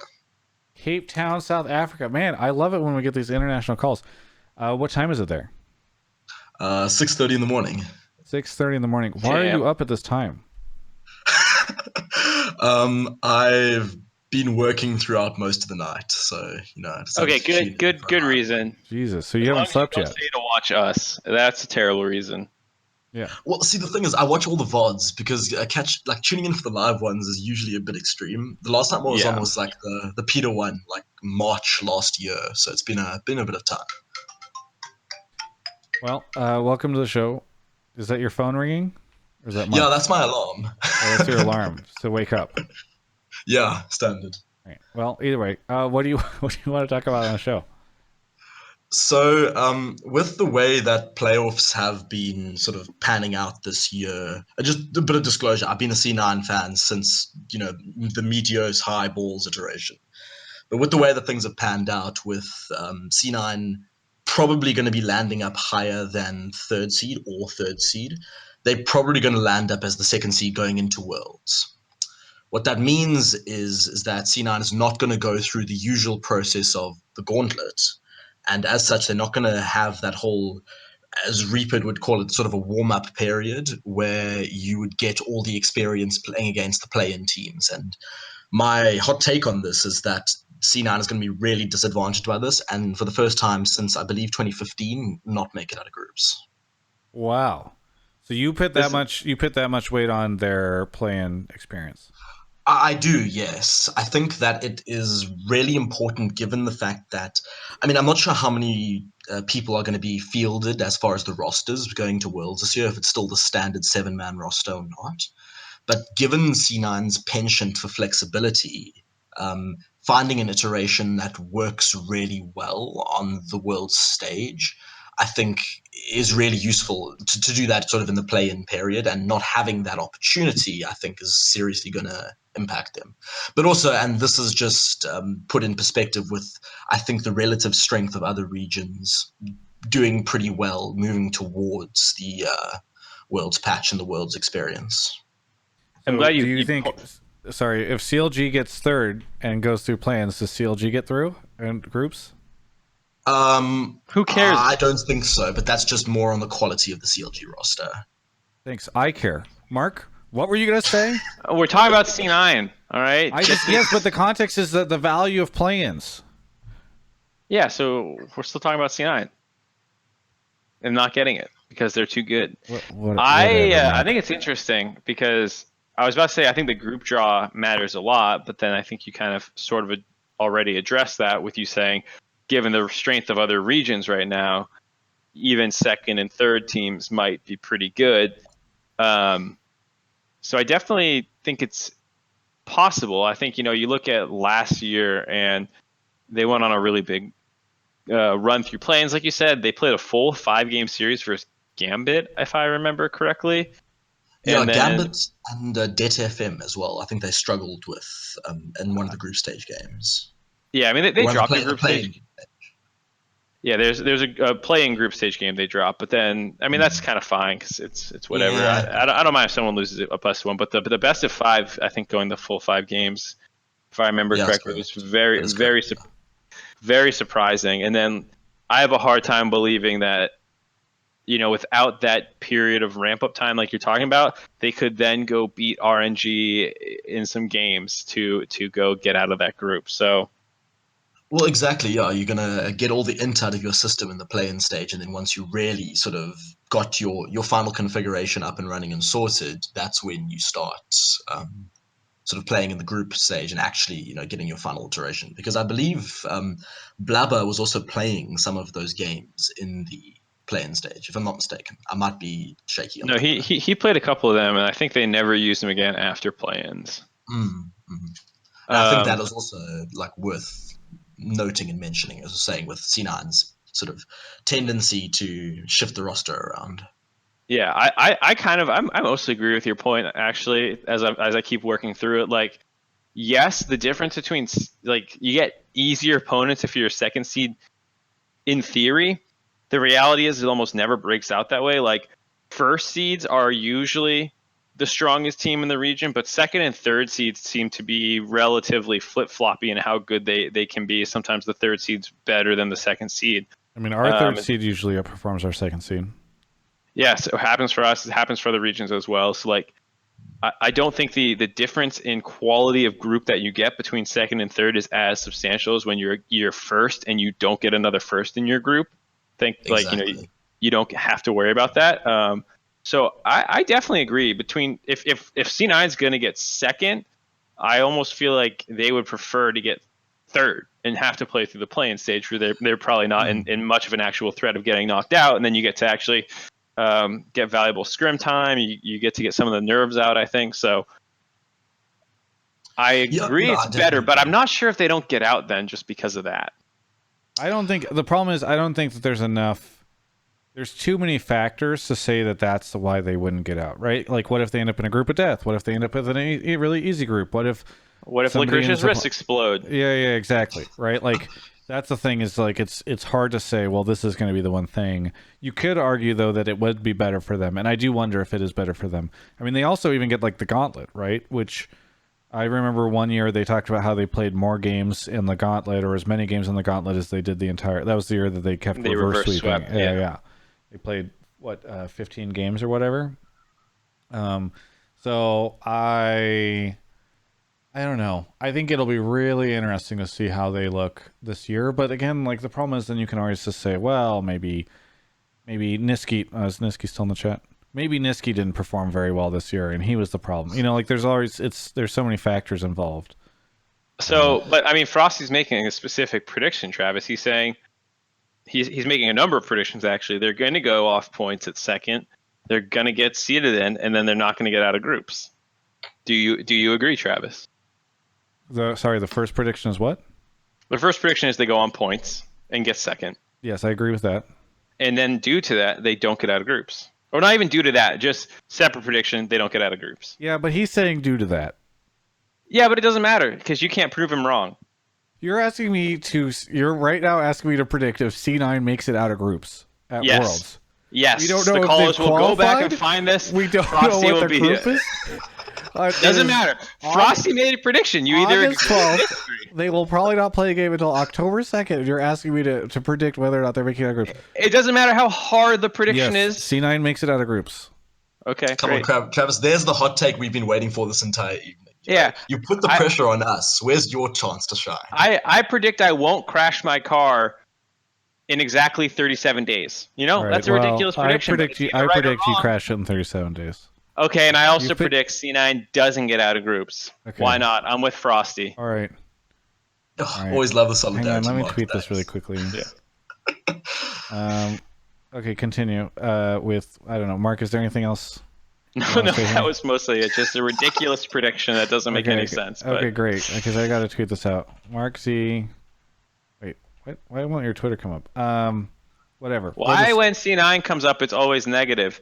Yeah, like when I brought up how Niski should have been the first pro all team, and it's bullshit that he wasn't because people just vote for the #1 mid laner in the league, Jensen. You know what? While you work on that, Travis, we only have one more caller in the can and 20 minutes left in the show. I'm going to go on my little tangent. Pastry brought this up to me because he knows I'm a big Jensen fan, but he said he thinks Jensen is the most wrongly appreciated player. Where are you going? Hey, you need to listen to this. Get back here. I'll wait till Travis comes back. Don't worry, Mark. You still got my attention. I'm here for you. Oh no! I mean, I appreciate you too. Don't get me wrong, and all 1,600 people waiting for me to make my points. But until Travis returns, I am not going to make the points. Okay? He's my co-host. He needs to be able to bounce with me off this, and he's not here to do it. You're a great guy, Frosty, but I need my professional co-host. And I'll just fair wait. enough. Everyone tweet at Travis to get back here. There we go. I'll tell you what, though. I also agree that Niski was definitely snubbed for first team. I think, given not only just like his laning stats specifically, but just the way, just judging by the eye test this year, I think he's had an incredible summer split. I'm with you, dude, and I'll agree with that, and we'll get into it. But I feel like Jensen has never been appropriately rated ever. And once Travis comes back, I'll explain. Out of interest, Mark, what was your thoughts on Licorice being second All-Team Pro as opposed to Impact?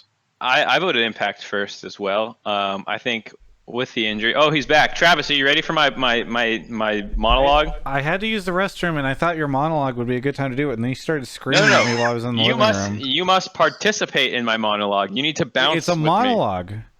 That's not, what you're describing is a discussion. No, it's a monologue, but I need your facial reactions. And your mustache twists and your head nods and eyeglasses shifting that you do so well in the lip licking.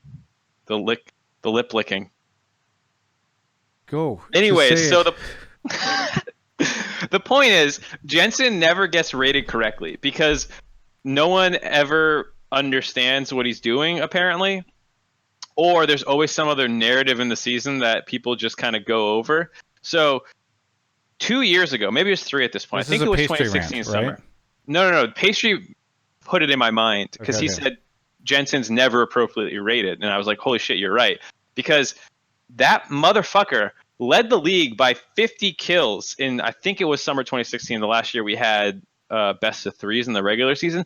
50 fucking kills. He had like 300 to 250, or maybe he had 350 to 200. It was insane. He crushed it in mid lane. He was hands down the best mid laner. And is like, if this guy doesn't win an MVP for this split, something is seriously wrong. And he doesn't win it. And I don't even think he got. Was it 2017? Yeah. Yeah. I just remembered it. Yeah, it was insane. And he didn't win it. And it's like, what? This guy will never win it if he can't win it off that split, because people just can't wrap their mind around it. And then you fast forward to this split, and he's been great. He was my number 2. He's a fantastic player still. I love Jensen. He's one of my favorite players in the league. But like, Niski killed it. Niski was incredible. He had double the kills of any other mid laner pre 15 minutes. He had high jungle proximity, so like, yes, it is with Svenskaren's assistance, but he's crushing people in lane. He has huge forward percentage. He's creating tons of pressure. He also roams around the map well. It wasn't like this was all just around mid lane. He actually has a ton of kills in side lanes as well. He's a complete workhorse in the early game, as well as being a fantastic team fighter. And he's actually been the single, with Svenskeren, those two guys, but more Niski actually, the reason that they're able to pick up wins with all these other substitutes that they put in. They put in Blabber and they win. They put in Kumo and they can win. They put in Deftly and they can win, right? They did lose some of those games, and with Svenskeren, they're much better. And Svenskeren, I think, should be the MVP of the league. But that doesn't mean Niski's not that great. But because the narrative is all around Svenskeren, people don't appropriately rate Niski, which means that, once again, Jensen's getting artificially boosted up because, well, it's not Niski. And it's definitely not Bjergsen this split, and it's not anyone else. So, yeah, Jensen's the best mid laner in the league. And it's always something with Jensen where he's just never getting rated correctly. It blows my mind when you look back at it. I mean, he does seem to always be, like, unfortunately for him, or maybe in some situations, he's always like the second dude. I don't mean necessarily ranked at second, but it's like, we're always talking about Bjergsen. In this case, you know, as you mentioned, like, this, it's just kind of weird that, like, and I don't know if it's because of a brand, like, I mean, obviously now he's on Team Liquid. I feel like people who are on teams with Peter, with the exception of Bjergsen, always end up kind of in his shadow. But like, it does feel as though Jensen's brand has never allowed him to really like come forward from the shadows and get the, I don't want to say the attention he deserves, because this case obviously got first, but to really dominate the conversation the way that he should. Right. It's like, when he was great, he was kind of in Bjergsen's shadow when he shouldn't have been. And now he's on the clearly best team in the league, but he's still sort of in double lifts and Core JJ's shadow. Yeah. So like, people just kind of say like, yeah, he's great, and they don't really talk about what he does well anymore. They just say, yeah, he's the first team mid laner because he's on the best team in the league, but Right. It's double lifts team and Core JJ's team, and like, even now he's not getting really like the credit he deserves. It's just, you know, now people like me just mouth off about how he is just on the first place team, even though he's still an incredible player. Right. Or Jensen. Poor Jensen, dude. He should have won MVP that split. One of the greatest injustices ever, in my mind. Well, I mean, also Double Lift didn't get top 3 ADC in spring of last year, so there's a lot of injustices. Oh, you mean that time that they finished fourth in the regular season? No. And they 100 Thieves got first. No. Frosty, Did they anything... get fourth? I think they were fourth in the regular season. I don't think they were fourth. Look it up. I'm curious. Frosty, do you have anything that you want to say on the way out? No, this has been a great call, guys. Thanks so much.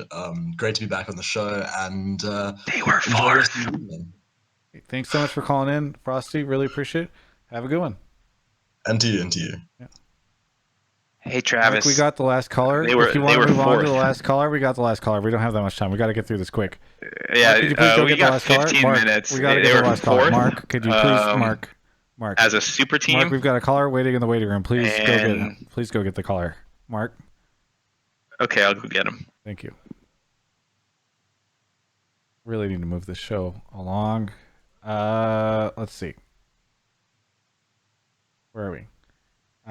Toe Knife BB, 3 months, thank you. And Shizunagi, thank you for the 5 months. Thank you, everyone, for subbing. Always appreciated. We have the last caller coming in just a second. And Where are we? Waiting on the last caller. The last caller. Any minute. Waiting on the last caller. Here we go. Sandy Toes. Hello, Travis. How you doing? Good. Where are you calling from? I'm actually legitimately asking this time because your connection sounds interesting. I'm calling from Reston, Virginia, which is 15 minutes away from that guy who called from Sterling, Virginia. Gotcha. So he and I should hang out sometime. We had 3 Virginia calls and a Washington D.C. call this show, so it's kind of weird. Yeah, I don't know why none of us have hung out yet. Maybe you have. You just don't know. We just don't know. Who knows? What do you want to talk about on the show tonight? So, well, Semifinals is coming up this weekend, so I kind of wanted to talk about how I think, I mean, I think the TL1, the TLCG matches, that's a pretty obvious prediction. I think everyone's going to pick TL, and they should win that. But I think the C9 CLG one, I actually think CLG is going to take that one, and I think it's going to go all 5 games. But I have a few reasons why I think CLG is going to take it. First one, we saw in game 1 versus Optic last week.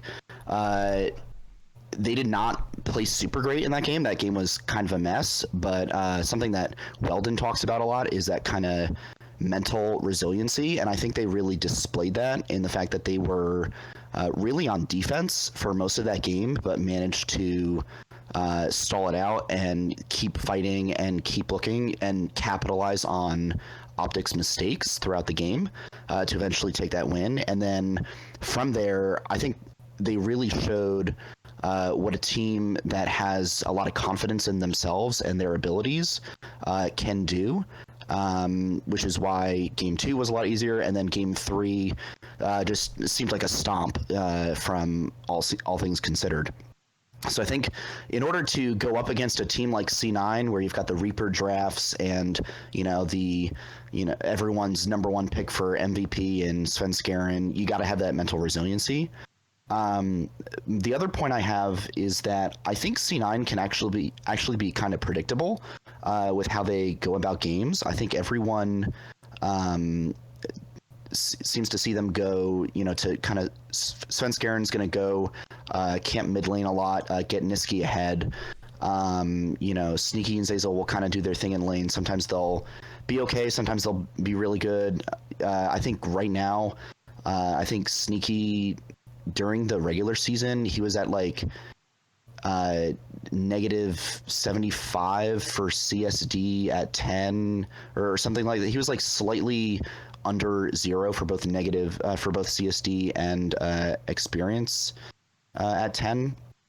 And then and I think one thing that CLG can take advantage of with that is get some safe picks for PoE, things that have a lot of good mobility and escape, so that he can avoid those mid lane ganks from Sven Skaren, and then just put bot lane on comfort picks. We saw what happened in Game 3 against Optic when 6A and Bio had Caitlyn and Morg. They just absolutely dominated that lane. Sure. Bio's got a lot of pocket picks. He's got the Nami.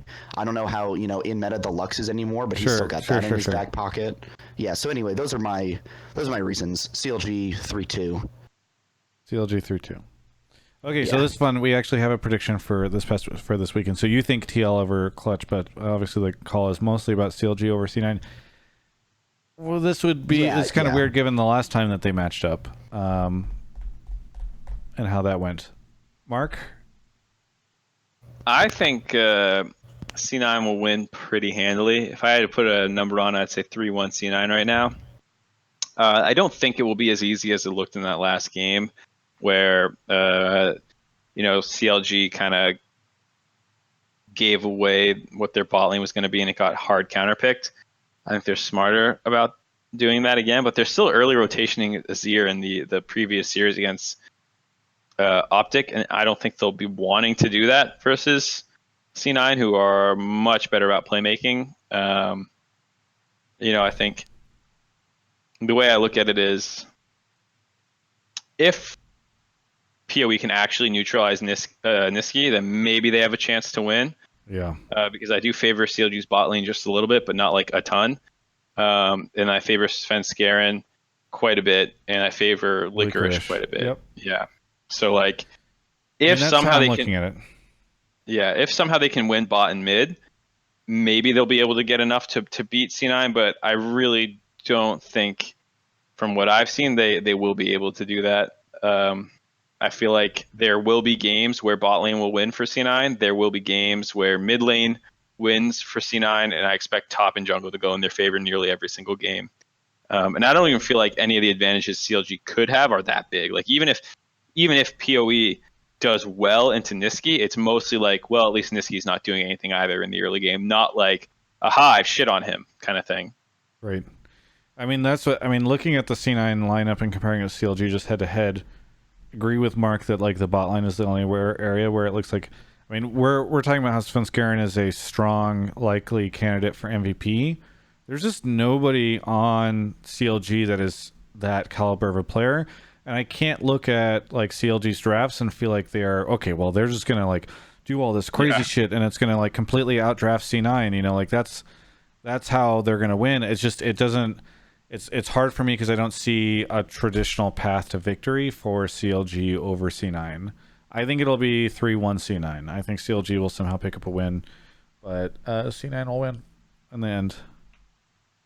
So I don't know, Sandy, do you have any rebuttals to any of that? The only thing I would say is like in a world where maybe Deathly or Blabber come in for a game, you know, if they start Blabber at the beginning of the series for some reason, I don't foresee Deathly playing in the series at all. But if they put Blabber in at all, I think that could be taken advantage of. Again, I'm not really sure why they would do that. I do realize I'm kind of going against the grain with this CLG pick, but if there was a world where Blabber and Deathly were more present in the series, I think that would definitely be a spot where CLG could really take advantage. Yeah, I mean, I can see that point. You know, Reaper does play around with his players a fair amount, and like, there's no world where I think Blabber is better than Svenskeren, but I've also never thought he was better than Svenskeren, and we still saw Blabber at points. So like, maybe we see Blabber, but I feel like they won't lead with that. I feel like we'd only see that if somehow Svenskeren is getting clapped and not doing well, and not being his usual MVP caliber self. But so like maybe he comes in then. I don't know why he would ever start with Blabber. But if he does, sure, I think Wiggly is more consistent than Blabber and can maybe punish him. I think that's what it would take is some kind of just like mental boom on Svenskeren's part in game one, and then Blabber comes in and CLG just kind of carries some momentum through to just take advantage of that. Yeah, I think that probably makes sense for how it would happen. But I definitely agree with Travis about how like CLG is a really solid team, but their entire season has been like people kind of taking turns stepping up, and even in that clutch gaming series, that's kind of what happened. Like Wiggly in a bad draft had to play Rek'Sai and like found a bunch of kills and was able to rally them in that game that they 100% should have lost. And that was like a huge Wiggly game.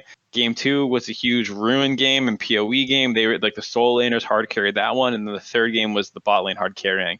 And that's like really awesome to have a team where all 5 members can really step up and carry. But I also don't feel like any of them consistently do quite how like C9 has a very defined game plan in my mind. And even when needed due to draft, they can swap it up. Like you know, like Travis mentioned, CLG's bot lane got clapped by C9s because they got a great draft. And they're like, all right, yeah, we can still play this way. And then now Niski's on Talia. You know, they have have enough flexibility in the draft to divert from their game plan, but I think they have a much more like solidified game plan as well. Yeah, I think that's fair. Yeah, I think ultimately, hopefully, NA gets to send TL, C9, and CLG to Worlds. Yep. I think even if CLG does beat C9, they won't beat TL in the finals, and then I think C9 would beat Clutch, which would, I think, by championship points, would put C9 as the second seed, and then CLG would have to win Gauntlet, but I think they would win Gauntlet. So I think if we send those 3 teams, I think NA would be pretty satisfied with those teams. I think so. I think it'd be fun to have CLG back at Worlds again, and I don't know. I mean, it certainly wouldn't be bad to have TSM there either, but I feel like that's what we'll see. I think we'll see TL win finals, C9 going in on points, and CLG will win through the gauntlet in a best of 5 against TSM, which will be super hype because it will reignite the rivalry. But who knows? Maybe Clutch will sneak in there. I mean, Demonte was just saying in the interview I did with them about how everyone underrates them and how he actually, Mark, do you remember? I'm sure you didn't see the video, but did you? Or that I did with Demonte, but do you remember when you guys did the car segment on the analyst desk? Yeah. Demonte was like, we didn't even have a car. We weren't even in the discussion. Didn't he see we custom built them a car? Oh, did you? And put Lyra as the driver for this week? Yeah, because we snubbed them. I've heard I think they've said that they feel like they're the second best team behind Team Liquid. I mean, he was saying Demonte was being humble and saying he thinks they're like up there with C9 CLG. So like, Clutch could sneak in. Yeah, I wouldn't count Clutch out completely, but I think it's gonna be Team Liquid and 2 teams that begin with a C. I think so as well. That's a great prediction. Oh well, at least Sandy Toast can come on to next week when we're inevitably wrong. Yeah, that's always how this goes. Sandy Toast, thank you so much for your call. Anything you want to say on the way out? Yeah, thank you, Alienware. Use code Travis10 off. Also, shout out to Movement. I actually have one of their watches, and they're pretty awesome. So, yeah, great sponsor pickup there. That's not even a planned thing. We pulled you a while ago. Thank you so much for calling in. Thank you for mentioning that. Yeah, of course. Have a great night. Yeah. See you, dude. See ya. All right, Travis. Let's talk about the elephant in the room. How dare you use my words to clickbait us? Mark, I do this with pro players all the fucking time, all right? It's just your turn. Your turn. Did I lag right as I said that? Mark? No, you lagged. Mark? What if Travis, are you faking internet problems to get out of this conversation? The Ethernet cable is it's on fire. Actually, Travis? there's sparks going Travis? out the Ethernet cable. We need to talk about this. Don't you pretend like you have internet problems right when I try and call you out for this malicious clickbaiting. So that's the show, everyone. Mark, do you have anything you want to say on the way out? Yeah, I want to say how you already know C9 fans don't like us, and you're just going to throw me out there looking like a C9 hater when it was clearly a troll call. I'm done working with you until the next episode because I like the money. Yeah. I could tell you like the money. That's why you invoice me so frequently and on time. I like doing big chunks so it hurts you. It hurts so fucking bad. If you were just sliding me, the amount every week, it would just feel like a bill pay or something really small. But when I hit you for like 4 months of work, here's my response to everything you just said about that C9 thing. Okay. Okay. This is the reaction that I'm having right now on screen. Well, I'll be a second behind watching it on Twitch. Yeah, well, you can see it on Skype, by the way. Yeah, I'm too lazy. I'll just watch it on Twitch. Okay, that's how. Oh, Court JJ. This is my official response. He's much cuter. Yes.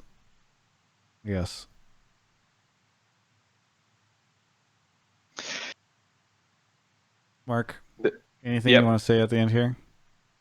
Nope. I'll be doing the dive this week, I'm pretty sure, so you can catch me on the dive. I should also be doing the Academy final desk on Friday, so you can catch me there as well. Big TFT patch comes out. They're introducing Hex Tech. I think that comes out this week. If it does annoying to play against, I'm gonna flame it, and I'll probably make a video. Well, I mean, they changed it based off of. Not based off what you were saying, but I feel like a lot of your initial concerns could be. I haven't seen what it is since you and I talked. They now throw a thing that disables for 8 seconds. That's what it was before. No. I thought before the last time we talked, I thought that was still like. No, they had already they hadn't announced the change, but it was already different than the announcement. So it was the thing where it kind of it picks a random target and then a 1 hex grid disables all items in it for 8 seconds. So if you spread out your Draven and your Katarina, have fun when it hits your Draven randomly and you lose the game. tell you feel strongly about this. Oh, I feel real strong. You should do. Are you gonna do any TFT content, like a video about it or anything, like the patch? Yeah, that's what I was saying. Is if it comes out and I play it and it feels as bad as I expect it to feel, when you technically position properly, but then like you get RNG'd, like when my Karthus 2 gets phantomed and your Vayne 1 gets phantomed or something. Yeah. Yeah, I'll probably make a video about that. Well, for me, thanks to Movement, I'm happy to have them as a new sponsor. Thanks, obviously, to Alienware for their support of the show. Thanks, everyone, for watching, especially for those of you that stuck around. We do a audio version of this. You can catch it on Spotify and other podcast platforms, which I think is pretty swell. Unfortunately, Mark and I won't be doing a Hotline League in Detroit, but we will be there, both of us. Right, Mark? You're going to be there? I will be there. And so I accidentally booked a flight with layovers because I wasn't paying attention to what they offered me. Yikes. Yeah, painful. That can take all day, too, because you're going into the future. Like, yeah. Sorry. Yeah. I think I land at 11 p.m. Yeah. That's spooky. My hotel has a sick-ass rooftop bar, so you can come. I don't know where my hotel is, but if I can't get my thing because all the riot people went to bed by the time I land, I'm coming over. Okay, sounds good. I might have a guest with me, but it'll be fine. Cool. More the merrier. Yeah. All right, everyone. Thanks for watching. This has been Hotline League episode, I think,